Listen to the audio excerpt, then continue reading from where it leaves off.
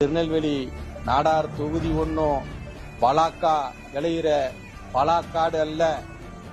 பனைமரத்தினுடைய பனம்பு வாசம்தான் வீசணுமே தவிர புதிதாக வந்திருக்கிற எந்த தாவர பூக்களும் அங்க முளைக்கவும் முடியாது. அங்க முளைத்தாலும் கிள்ளி எறியப்படும். ஏனென்றால் அது பனங்காடு, நாடார்கள் வசிக்கின்ற பகுதி.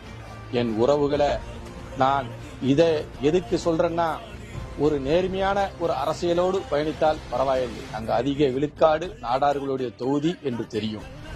இந்த அரசியல் கட்சிகளும் சும்மா அங்க நாடார்கள் பலவீனப்பட்டு விட்டார்கள் அரசியலில் என்று கற்பனை செய்து கொண்டு யாருக்கெல்லாம் அந்த தொகுதியில சீட்டை கொடுத்து இந்த நாடார்களை கொச்சைப்படுத்துகிற சூழலையே உருவாக்கியிருக்காங்க.